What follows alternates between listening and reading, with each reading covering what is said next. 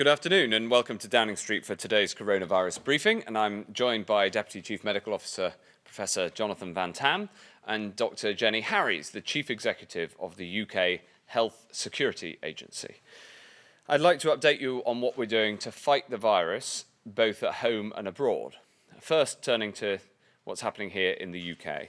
I'll ask Professor Van-Tam to set out the numbers and the details in a moment. But overall, hospitalisations and deaths remain very low, meaning that we've been able carefully to take away more restrictions this week as we've taken step 3 of the roadmap. But we must proceed with vigilance and everyone taking personal responsibility. We've always known that one of the things that has the potential to knock us off track would be a new variant. That's why we made the presence of a new variant that could do that one of our 4 tests when we set out the roadmap, which is the tests we must pass before going down each step of the roadmap.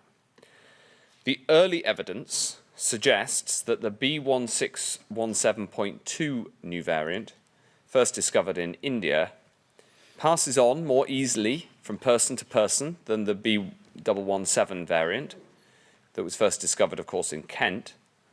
But as the Prime Minister said at lunchtime, we have increasing confidence that the vaccines are effective against it.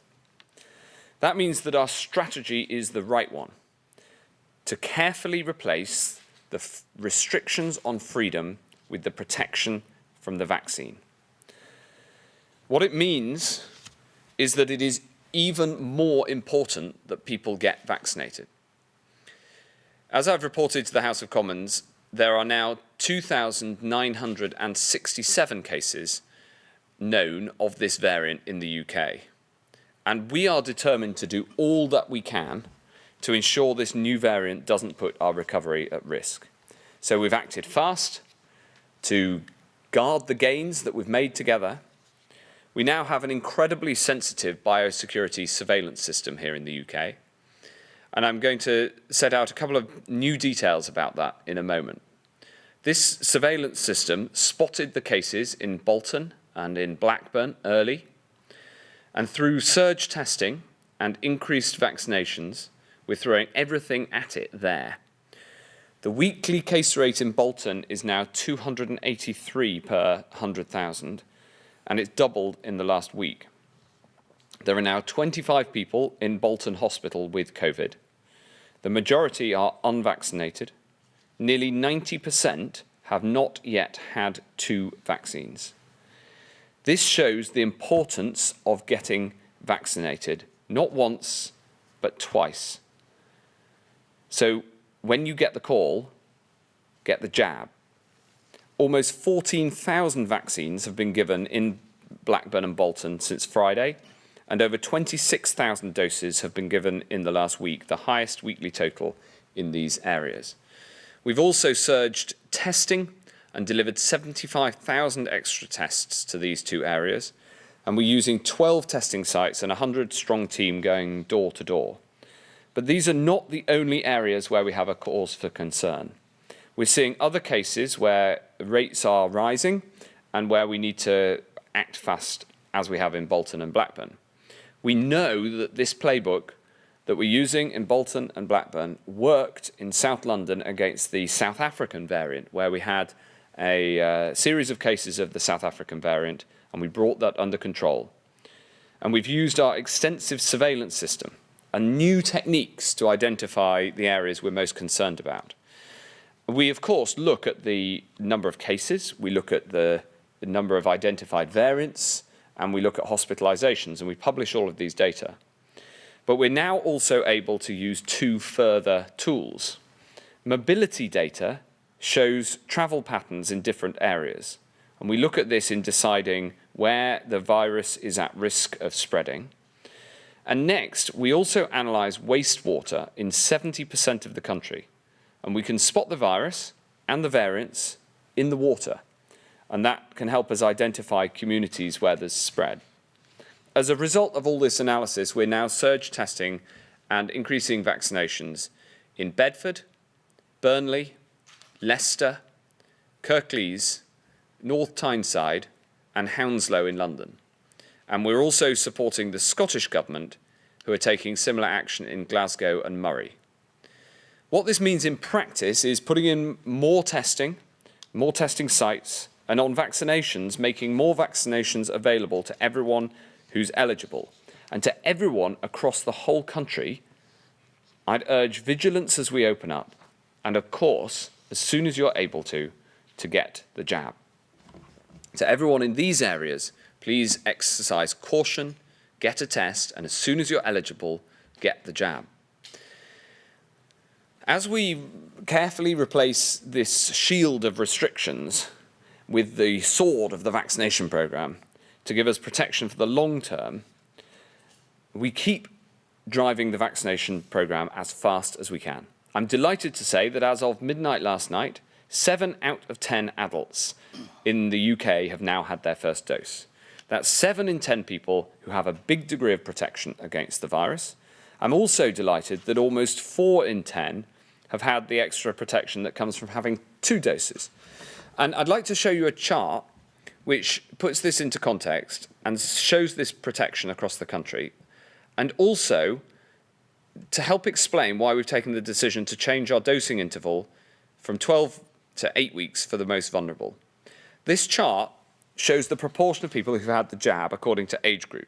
Green bars represent people who've had 1 dose, blue bars represent people who've had 2. And as you can see from the amount of green, uptake of the first dose has been phenomenally high.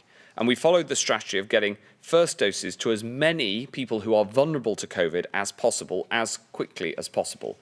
And for that, read the over 50s in particular. Now, you can see the very, very high uptake rates, and we're incredibly proud of how much people have stepped forward. But there's still a little bit of a gap between the green bars and the 100%. And what the experience of Bolton shows is it's incredibly important that we get vaccination even to the final few percent and encourage that take-up. And then the blue bars show the second doses, and we can see that the uptake of the second doses has been incredibly high too. But again, there's a little bit of green showing, and we need to get the blue bars, the second doses, up to everybody who's had the first dose. And of course, as you go down the age range towards the left of the chart, fewer people have had 2 doses because it has been less time since they had the first dose. This is why getting the second dose in to those who are most vulnerable to ending up in the hospital and dying of the disease is so important. Academic studies have shown that this decision to have 12 weeks between the first 2 doses has saved around 12,000 lives. But that uptake, those figures are not yet 100%, and we will not rest until we get them there.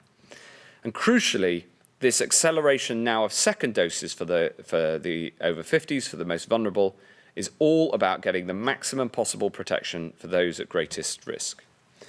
And while we deliver on the first and the second doses, we're also working on our booster programme too, and I just want to update you a little on that. This is all making sure that the vaccines stay ahead of the virus. This includes new vaccines specifically targeted at variants of concern.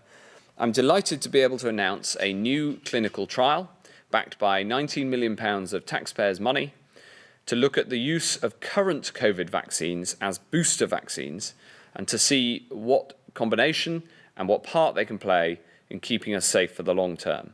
And you can sign up to be part of this trial on www.covboost.org.uk. This will be the first clinical study in the world to look at the impact of a booster jab. And I'm very pleased that we're leading the way with this scientific endeavour, just as we have done so many times in this crisis. Take, for example, the huge advances we've made in genomic sequencing. Today, we've published our Genome UK implementation plan for how we can build on this genomic science even further, including our commitment to sequence 1 million whole genomes. And I want to thank all the scientists and all those at Genomics England who've been involved in delivering this, which has also, through their genomic work, played such an important part in our tackling the pandemic. Genomics saves lives. We learnt that through this pandemic so clearly, and I'm determined that the UK stays at the forefront of this scientific endeavour as well. We're not just focused on the effort at home, and so a few words about how we're working to protect people all around the world. We've donated over £500 million to COVAX, which has now delivered life-saving COVID-19 vaccines in 120 countries and territories. But, and I really want to stress this point, over and above our cash commitment, the UK has probably done more than any other nation to help vaccinate the world's poorest. And that's thanks to the gift to the world of the Oxford AstraZeneca vaccine, which is available at cost, no charge for intellectual property. We invested, the British government, Oxford University and AstraZeneca, the three of us, we invested in the research and came together to develop and deliver this vaccine at cost for everyone. And for context, in terms of the scale of the impact of what we've done here, almost 1.5 billion vaccine doses have now been injected across the world. More than 400 million of them have been the Oxford AstraZeneca vaccine. And in total, the Oxford AstraZeneca vaccine has been now delivered in 160 countries. 2/3 of this 400 million doses, 2/3 have been injected into the arms of people in low and middle income countries, including, for instance, 170 million in India, where they've been obviously so badly affected by this virus. And of the 67 million doses delivered through COVAX, over 65 million of them have been the Oxford AstraZeneca vaccine. This vaccination programme is a vaccination programme for the world using the Oxford AstraZeneca vaccine. It's something every British taxpayer has had a part in supporting. And everyone in this United Kingdom should be incredibly proud of it. Rather than changing the rules, as we got many jabs into arms right across the world, we just got on with delivering this at cost without any profit. And I want to thank the team at Oxford and at AstraZeneca for the incredibly progressive and forward-looking approach that they took over a year ago now to set this up. And it is having an impact everywhere. So just as we fight the virus at home, we'll stand side by side with other nations across the world. And I just want to add one more thing, because if this pandemic has taught us anything, it's taught us that our health is intertwined together. Next month, I'll be welcoming health ministers from G7 nations to Oxford, the birthplace of this vaccine that saved so many lives. And there we'll hold the G7 Health Ministers Forum, not just to talk about how to fight this pandemic in the here and now, but how we need to emerge stronger, healthier and safer with the great democracies of the world working together. This, after all, is a virus that attacks all of humanity, and it calls upon everyone to step up and think about what we can do. And you can play your part in that too, in the same way that everybody has played their part so far. So please remember the basics: hands, face, space, and fresh air. And even as we take these steps together, get your rapid regular tests, and when you get the call, get the jab. I'll now hand over to Professor Van-Tam to go through the data. Thank you, Secretary of State. Good afternoon. The slides today are quick, simple, and thankfully should contain no surprises to anyone. Let's have the first slide. Here we go. This slide is the number of people testing positive for COVID-19 in the UK. You can see the big winter wave of January and February, and you can see now on the right of the slide that we are in a very low place indeed. The most recent 7-day average is just over 2,000 cases per day, and that trend is absolutely flat. Next slide, please. There's better news on the number of people in hospital with COVID-19 in the UK, better than flat. Again, you can see that massive peak in January and February, peaking at almost 40,000 people in hospital.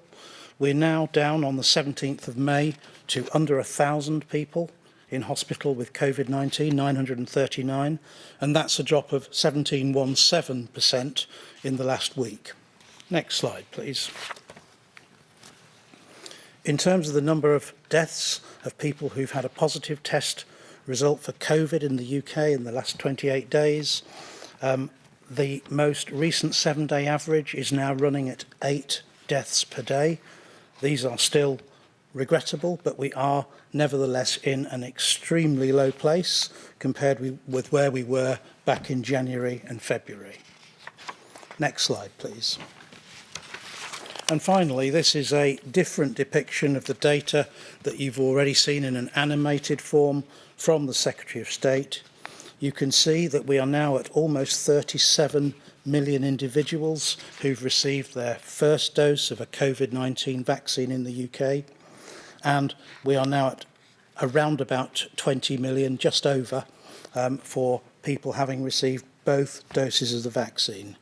What is really important now is that we close the gap and turn that 20.9 million people who've had their second dose into 37 million people who've had their second dose. And that's the challenge of the next few weeks.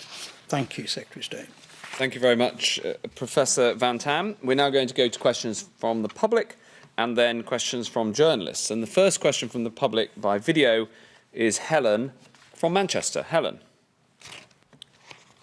Not including the autumn booster, how long do you anticipate vaccination protection will last, and when will we need a further booster? It's a great question, Helen. I'm going to hand over straight to JVT. Thanks for the question, Helen. The short answer is that we don't yet know. We do have data now showing that antibodies are persisting for at least 6 months, but antibodies on their own are not the totality of the protection you get from vaccines. You also get important T-cell related protection that is more difficult to measure. We can't make time go faster, so we simply have to watch very vigilantly to make sure that we're not starting to see lots and lots of cases of COVID-19 in people who've been fully vaccinated. That would be a telltale sign that vaccine effectiveness is starting to wane. And we just don't know. It is perfectly plausible that in the absence of variants, then the vaccine protection, particularly in the younger adults, might last for quite some time. But we're entrusting our JCVI, who've done such a good job so far, to look at this. They've already started addressing this question, and we will, step by step, as the science unfolds, keep an eye on this, and then the JCVI will make an advice to government about what the next steps are. But on the vaccine procurement side, the Vaccine Task Force is doing everything it can to keep as many options as possible open so that the JCVI has got that choice of strategy according to when and where and what we need. Thanks very much, Professor. Next question is from Iris in London. Given the increased risk of complications for pregnant people and the updated guidance to recommend vaccinations for those pregnant, why aren't pregnant people prioritised over their age groups for the COVID-19 vaccination? Thank you, Iris. It's another important question. I'll ask Dr. Harries to answer that.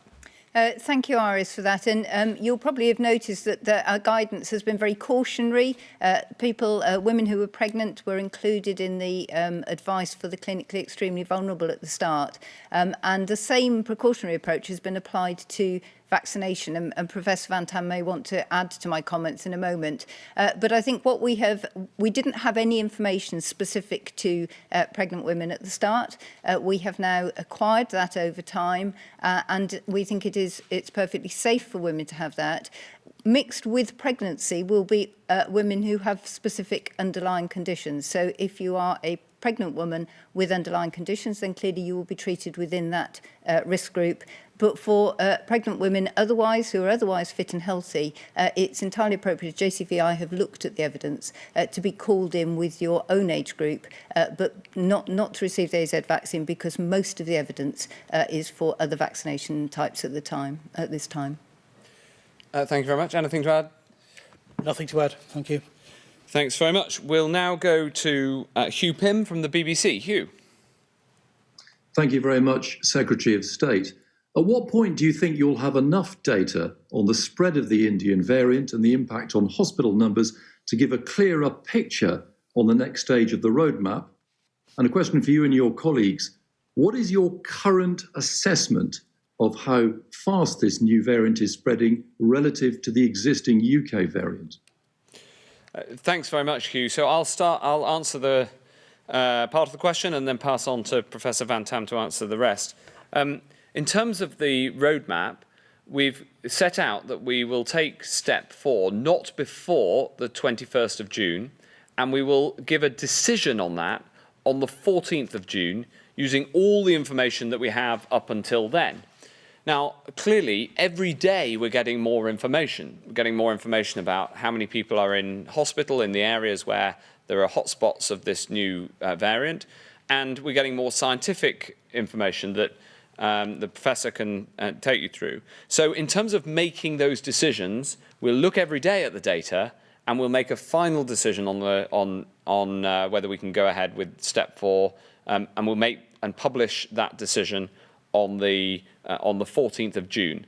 Until then, it is just too early to say, and all I can tell you is that we remain vigilant, and this data on the number of cases and the number of hospitalisations is published and updated every day. Professor. Yeah, thanks, Hugh. All I can add really is that I think scientists are sure that this virus is more transmissible than the strain that it is beginning to replace, which is the old Kent B1.117 strain. The question, and you know, the million-dollar question is how much more transmissible, and we don't have that yet. We have a credible range that goes from a few % more transmissible through to, and you've probably read the SAGE papers, through to 50% more transmissible. I think most people feel it is going to be somewhere in the middle rather than at the extremes of that band, but it is just too early. The best estimate I can give you really is that the data will begin to firm up sometime next week, and I think next week will be the first time when we have a ranging shot at what the transmissibility increase is. And that will then feed into models that will help us understand how this looks in terms of the future prospects, in terms of resurgent disease, and from there, ministers will be able to make further decisions. But what I can say in the meantime is that I pitch this personally as a straight race between the transmissibility of this new variant. That transmission is not inevitable. People can slow it down through cautious behaviour. They can slow it down through using test, trace and isolate. And that cautious behaviour is very important where we know there are hotspots. So on the one side, the race is transmissibility. The other competitor in the race is vaccine delivery. And the NHS is doing everything it can to turbo boost that. And that is the challenge that's ahead of us in the next 2 to 3 to 4 weeks to make sure that we outrun the virus through really vigorous pull-through on vaccine delivery. And that is why, when you are called, you must come forwards and help us finish the job. Thanks very much, Hugh. Next question is from Emily Morgan at ITV. Emily. Thank you very much. You're hoping to stop the spread of the variant with vaccinations and surge testing, but it is still spreading. So it appears that surge testing isn't actually working. With millions of people still not vaccinated, aren't you afraid that this will inevitably lead to more hospitalisations and deaths? Well, not necessarily is the answer. And that's why we've taken the approach that we have, because we saw surge testing work effectively in reducing the spread of the South African variant in South London. And if you remember, we discussed this about a month ago. We put in a huge amount of testing. About 250,000 tests were taken in South London in a very short space of time. And that did manage to stop the spread of that variant. And I'll ask Jenny Harries to explain the details of what we're doing, not just now in Bolton and Blackburn, but more broadly where there are hotspots. But we have seen this playbook work, and we want to do that. The advantage we have now compared to, say, in the autumn when the Kent variant first arrived is we just know so much more about it so much faster because of this extraordinary surveillance capability. So we could spot the rise in cases very, very early, and it means that we can act in this way without having to take more drastic action, given that the overall picture when you take the nation as a whole is really quite positive. Thank you, Secretary. So, yes, so I think the original question was around vaccination. I would just like to highlight the point that's been made in the really fast moving of this turbocharging to the vaccination programme. So just in Bolton alone, last weekend, 6,000 people were vaccinated. For a small area, I think this is down to the really hard work of our NHS colleagues, local authority, Directors of Public Health, everybody working together to ensure people come forward for their second dose if they haven't had their first one to do that. But in terms of what we're doing, as the Secretary of State has said, we are in a completely different place to where we were last year. Our genomics testing is probably the best in the world. We're donating 30 to 40% of GISAID tests, so we're showing the world what we're doing and actually giving other countries information about the variants which are arising.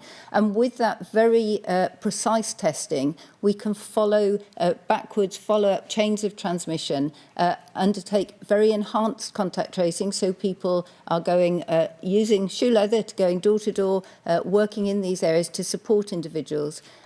Increase the testing capacity, so for example bringing testing into schools again so that we're sure that people are able to do the test properly and support them to do that, and then supporting individuals with isolation. So there are flexibilities about financial support in many areas to allow people who might otherwise be worried about being able to afford to isolate to be able to stay out of circulation and therefore decrease the transmission risk. So I think although there are a lot of cases, we actually have evidence. So Sefton, for example, has done a brilliant job recently with the rise in cases of the variant this variant, and actually that has now plateaued and is starting to come down again. So it is not a game lost at all. It's very much one to fight, and there are huge resources and huge amounts of effort, particularly from the public, in all of these areas, and we should continue to do that. I mean, I just add, reflecting on Dr. Harries' answer and your question, I just add one thing, which is, this is on all of us again. We are masters of our fate. By taking the tests in one of these areas, by coming forward and getting vaccinated, by behaving with caution, and we all know the things that we need to do, especially outside is safer than inside, and wearing masks, we can get this under control. But again, it is something for us to do as a community, and in particular in the areas where we're seeing the faster rise. Yeah. JVT. I just want to add and pick up on your comment that we're hoping to stop the spread with vaccines.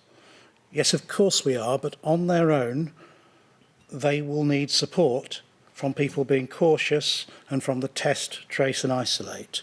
I've said it many times at this podium, and I've said it to probably countless patients that I've vaccinated with the first dose. Please remember it's going to take probably around 21 days for you to have some protection from your first dose of vaccine. Now, thankfully, with the second dose, we would expect that enhanced protection from the second dose to kick in much quicker. but still with a delay and probably 7 to 10 days delay. And that helps explain why it's so important now that we push on and get as many second doses into people as possible. Thanks very much indeed. Next question is from Kathy Newman at Channel 4. Kathy. Secretary of State, you spoke about standing side by side with other nations in the world. But tonight we're reporting on the Treasury's insistence that any COVID-related help that your department gives to countries like India has to come out of the UK government's overall international aid budget. Would you like the Chancellor to reconsider that? Well, of course we're helping other countries around the world, including India. And of course it counts as overseas development aid because it is. But what I'm really pleased about is that we've been able to support India so much already. We were the first country to put in support, and I've been talking to my Indian opposite number. We've engaged on what they need. We've engaged, for instance, on an offer of PPE, but they have not asked for PPE. What they have asked for is support with oxygen. And so we've sent in oxygen concentrators and machines that generate oxygen to be able to support their hospitals. And we've been able to do that within our aid budget and working with our colleagues right across the UK. So we've been able to deliver support for India. But as I said in my opening remarks, you know, the biggest thing that the UK has done for the whole world, including India, is by developing and deploying the Oxford AstraZeneca vaccine at cost. It means that effectively we have supported the vaccination of over 400 million people, including over 170 million people in India. And so we can be very proud of the part that we've played in tackling this around the world. Harry Cole at The Sun. Budget, aren't you risking other international aid projects? Sorry? Harry, was that you? I'm sorry, I was just asking a quick follow-up, if I may. Yeah, go ahead. Think of oxygen generators out of the overall aid budget. Aren't you then risking cuts to other international aid projects? Oh, no, we have a very generous aid budget overall, 0.5% of our GDP. And I think this is exactly the sort of thing that we should be deploying in terms of aid, helping other countries around the world. But obviously it is aid. I mean, that's just by definition. If you send aid to another country, it counts within the Overseas Development Assistance Budget, as it's technically called. Thanks. Harry. Thank you, Secretary of State. Earlier in the week, ministers said that we could go to amber list countries to visit friends. But today, the Prime Minister says we need an extreme reason to go to an amber list country. Can you give us an example or two, if possible, of what an extreme reason would be? And is it of regret to you that these mixed messages have once again dominated a week? And are you going to apologise to holidaymakers who once again find themselves facing a summer of chaos when the list could have been explained a little bit better, frankly? And a question for whoever can answer it, really, whoever's best qualified to answer it. The Secretary of State mentioned that there are 25 COVID patients now in Bolton Hospital. By my maths, that's up 6 from 19 last week. Is that rate of increase a cause for concern, or is it actually better than feared? Thanks very much. I'll ask Dr. Harries to answer the second question. On the first question, we've been absolutely straightforward about this. And the thing is, I think that the public get it and understand. If you look at what the Prime Minister said last week, what I said at the weekend, what I said in the House on Monday, what the Prime Minister said at lunchtime today, we've been absolutely crystal clear that you should not go to an amber or red list country on holiday. You should only go in exceptional circumstances. You asked for examples. An example might be to visit a very ill family member or to go to a funeral of somebody who is very close to you. They're two reasonable examples. And I think we have been really clear through this pandemic that there are some things that we have banned in law, but there are some things that we do not recommend. But you don't necessarily have to ban everything. That as a government minister, if you don't advise it and you think that it isn't the right thing to do, you don't necessarily ban it. There are many examples of that.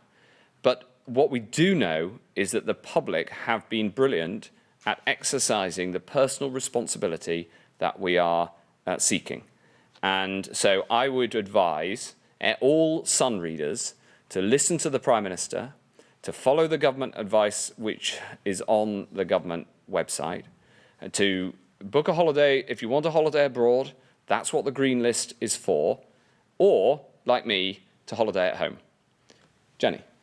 Thank you. So on the second question about hospital numbers, obviously it's not just Bolton, it's every area where we're seeing variants across the country. We're looking continuously to see if we are getting increased hospital admissions and if there are any fatalities for that, sadly, associated with it. And as Professor Van-Tam has said earlier, actually we are not seeing that at the moment, and the change in numbers that you've described is really too small. We're seeing a fairly flat level of admissions. We have cases and we expect people to come in and out of hospital. We're not seeing sharp rises at the moment, but clearly we will continue to monitor that. The only other thing I would just add as well is, in interpreting some of these numbers, we have continued to learn right through the pandemic, and the NHS now offers pulse oximetry out to patients. So we might find that patients are in the community more than they're in hospital or vice versa. So I think we need to take an overall consideration, which is what we do on a very regular basis.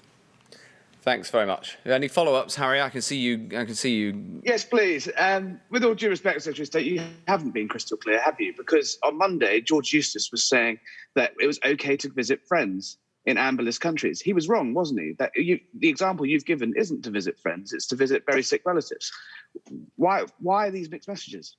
Well, I thought this subject might come up, so I took the trouble to look at what we said when we announced the travel policy ahead of the 17th of May, what the Transport Secretary said, to look at what the Prime Minister said last week, to look back at what I said at the weekend, to check the record of what I said in the House on Monday, to look at what the Prime Minister said at lunchtime today, in case this question came up. And you'll be glad to know that all of those statements were completely consistent and consistent with the advice on the gov.uk website. And that is that if you go to an amber list country, when you come back, you have to go through the testing regime with 3 tests, you have to quarantine, and I can tell you that we have, in the last week, done 30,000 home visits to check that people are quarantining. And you should only go to a red list country or an amber list country if you have exceptional circumstances.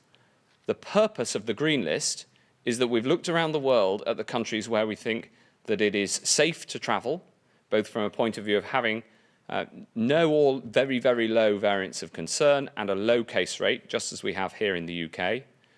That green list is there for people who want to have, foreign travel and, for instance, for a holiday. The amber list is not for holidays, and the red list is not for holidays either. That's the policy. We've been very clear and consistent in terms of the language that the Prime Minister and the Transport Secretary and I have used, and it's all been on the gov.uk website. And I'm sure that Sun readers have got that from the start, because we've also seen actually we've seen the public get it, and many, many members of the public I know are looking forward to an extremely good holiday in the UK this summer. Thanks, Harry. Next question is from Heather Stewart at The Guardian. Hello, Secretary of State. The Indian variant appears to have been able to take hold and spread rapidly, despite 2/3 of adults having received at least 1 dose of the vaccine. Given the concerns about other variants emerging, would it be prudent to wait until all adults have at least some protection before removing what you called the shield of restrictions, such as masks and distancing rules, rather than sticking to the 21st of June date in the roadmap?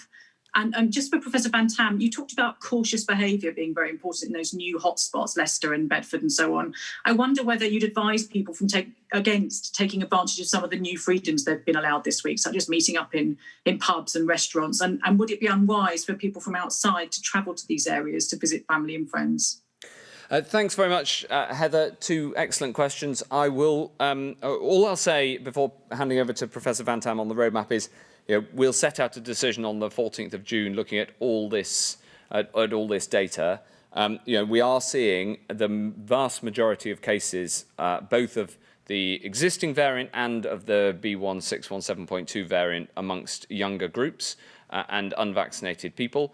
On the one hand, that is actually a good sign because it implies that the vaccine is working effectively. But obviously, we don't want to see a huge increase in the number of cases anywhere. We have said all along that we expect some increase in cases. And of course, younger people who are much more likely to be those yet to be vaccinated are much less affected in terms of hospitalizations and deaths. And that core fact about this virus underpins the strategy and the roadmap that we've set out. JVT. Yes, thanks very much for the question. Look, the areas that have been mentioned today in the press briefing, including Bolton, are absolutely areas of concern for now.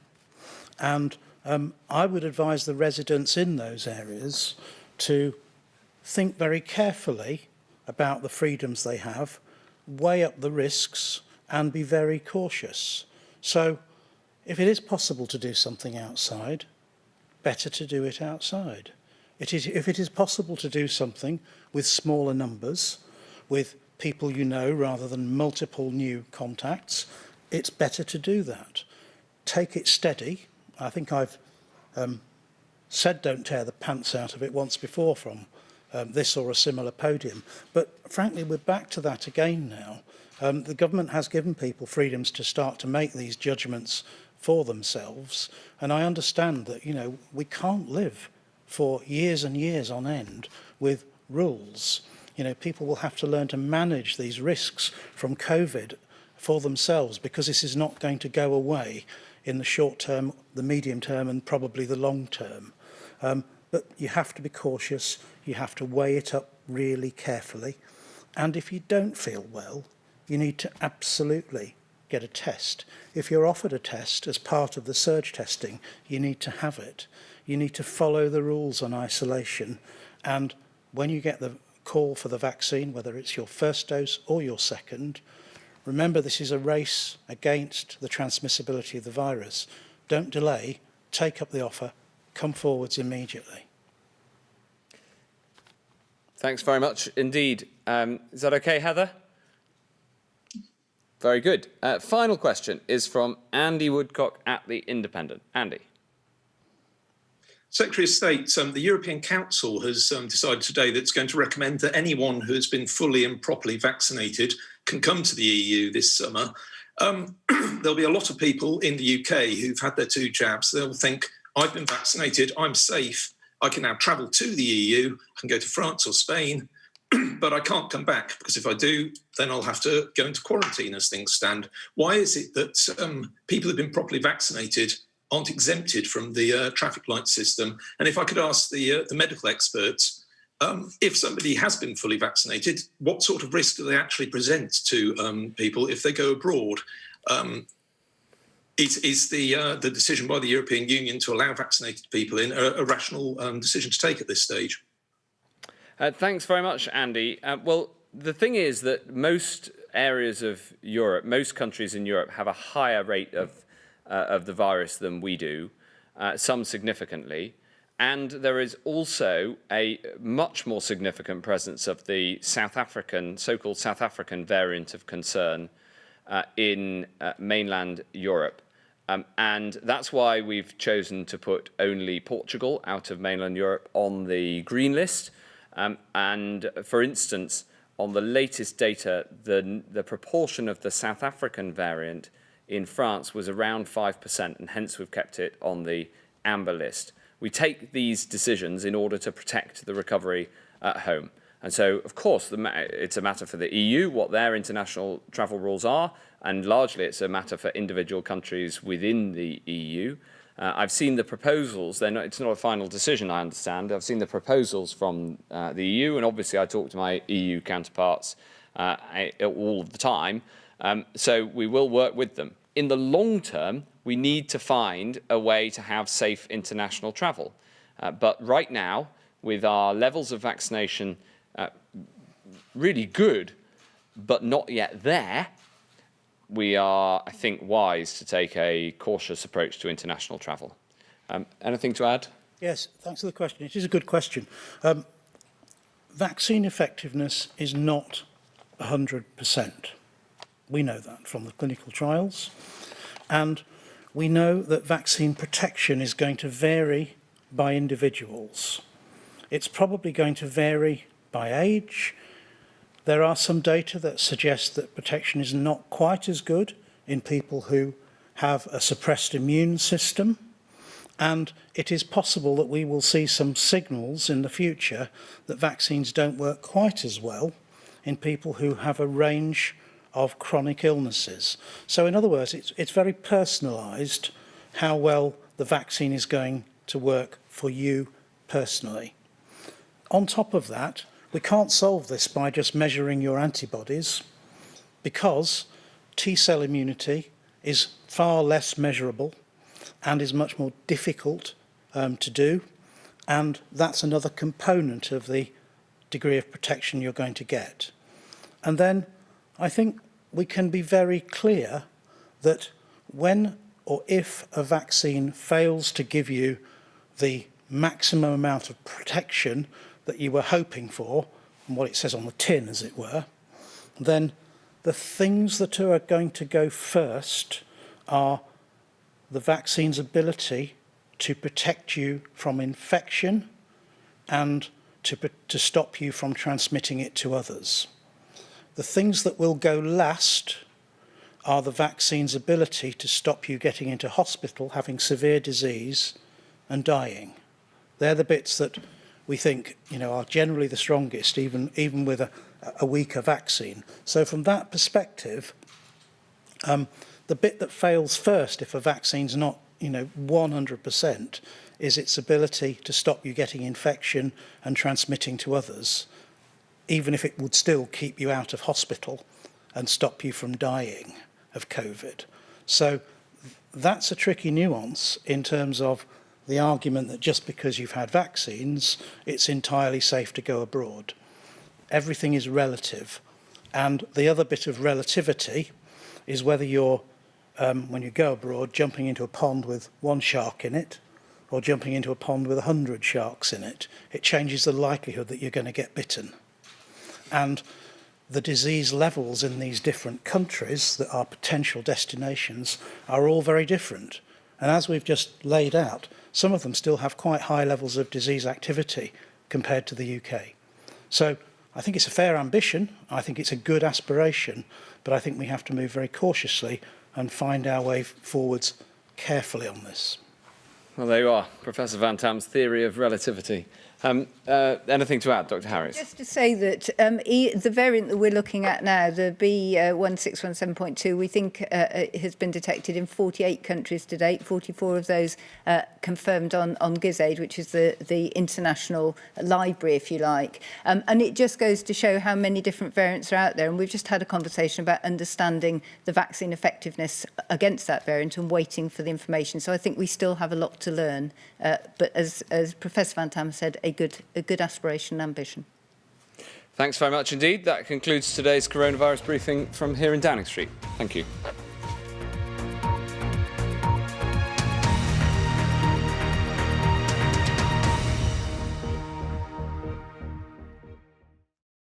See the headlines as they happen and watch BBC News live in the app and get the full story with bbc.co.uk/news.